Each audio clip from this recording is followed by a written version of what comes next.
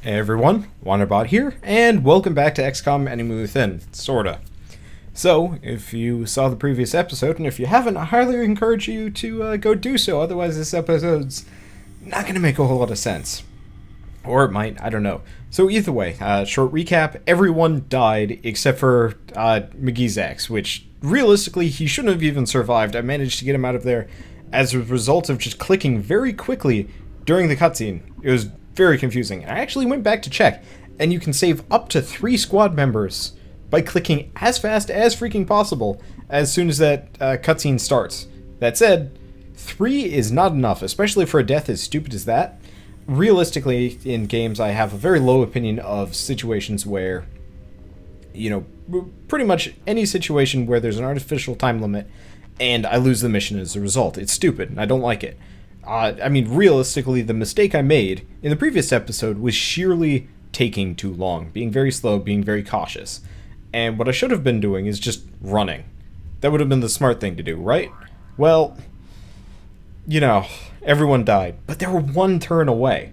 So, I'm presenting this episode as kind of an alternative, and I'm going to call it The Decision, because we are at a crossroads, and I can't film anymore until we've kind of decided what we want to do in this circumstance. A, we could go with this entire team being dead. It's not a solution I'd like, but I am opening this up to you, the audience, because I value your guys' opinions, and realistically, some of you may have more of an opinion on this than I do. Because realistically, I just want to win and have fun, and the easiest way for me to do that is to more or less pretend everyone dying never happened, it was a bad dream, and we go with the perfect run. Now, I guess spoilers for this time-lapse episode, no one died the entire run. No one got, blown up during the whole, whatever it's called, the bombardment, I don't know, whatever it's called. I'm bad at military terms sometimes.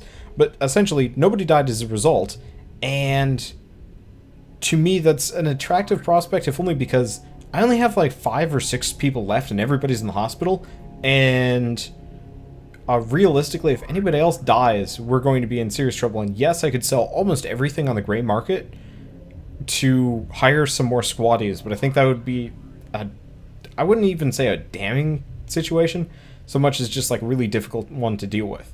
So that's my opinion. That said, I could go with it and see how far I go.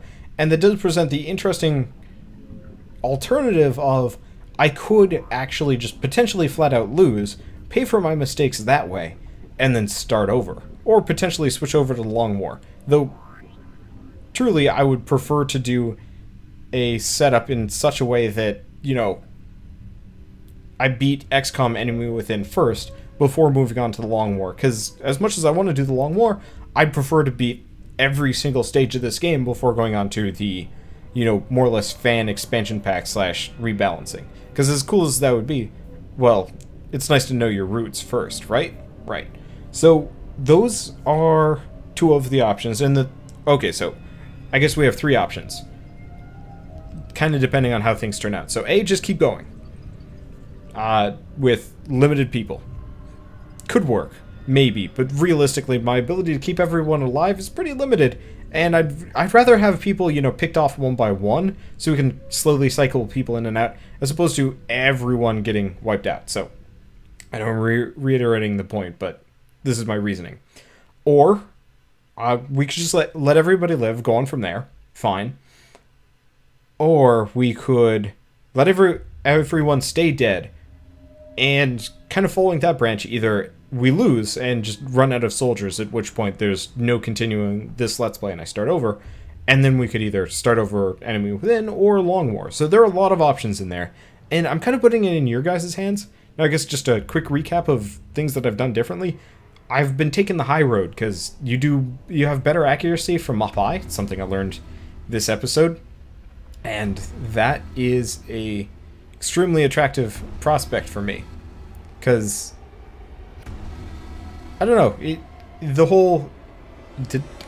wow, I'm moving really fast, but essentially, I barely remember this episode. I was watching Bones while this was all going on. But anyway, so the way things went in this one was I took the high road, went on top of the ship, made it a lot harder for the chrysalids to reach me, and then I went on that like little bridge thing, which made it really easy to snipe them. Also, I was standing on top of the popsicle stands, or whatever they're supposed to be. I guess fruit or fish stands. I was up there, and boy did that make killing chrysalids easy. Yeah, they came up to say hi, but I dealt with it. But overall, it was a much better run, and at this point, okay, bagpipes. Apparently, They Will Not Grow Old is a bagpipe song. I just randomly threw stuff in from the soundtrack. But anyway, so made it a lot easier, and at this point I just decided shooting was for chumps, everybody's out of ammo, why even stick around? So I just had everyone, you know, dash, double move and everything like that. Because the chrysalids, yes, they do move faster, but they have to do a double move just to get close to any of my guys anyway. And they always stop at the closest one. So realistically, my original strategy of slowly eliminating as I went was actually a terrible idea. I just didn't really realize it in time, and that's probably my most fatal mistake. Because in this situation, you know, just doing the double moves, managed to put enough space between me and the chrysalids to get me to the, you know, airlift zone with 2 turns to spare, which is, of course, a win. And is, you know, overall a much better strategy than the one I originally employed. So, nobody died, 27 kills, didn't get any loot from that one, I think. Can't actually remember if you get loot from chrysalids. I don't think you do. But as a result, as we land, probably should have cut this part out, but I don't know, whatever. I always kind of like the taking a look at the ships and the stuff. But as a result, everybody except for Swan Ronson got promoted.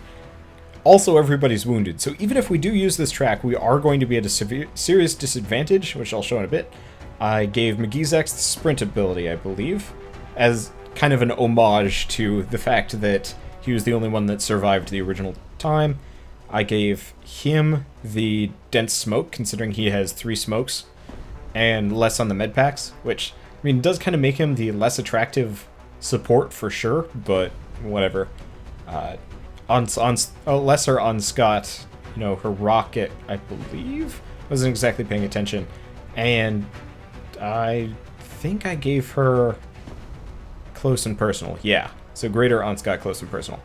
Unfortunately, Greater Unce is... oh, well, shoot. Her nickname is Gonzo, so I'm going to have to nickname her after my fiancé. Anyway, so that was it for the mission, and let's just look at the barracks for a second. We don't actually have that many soldiers. I'm going to have to recruit a hell of a lot more. But also a lot of them are wounded, which is seriously bad. Anyway, at this point I've run out of footage, so I leave it in your guys' hands. What do you guys want me to do from here? Or if you don't care, I guess I'll just go with the thing that I'd like to do the most, which is just pretend that horrible, horrible site recon episode never happened. Or at least not in the way it did. Because, you know, I'd like everybody to survive. I'd like to go on from there. But that's just my opinion. If you guys have a stronger opinion in any other fashion, tell me, and I'll tally votes, see if anybody has any other ideas, and see where we go from there on this Let's Play, because, I don't know, named the soldiers after you guys, I might as well take some of your input on what to do next. So, I await your decision.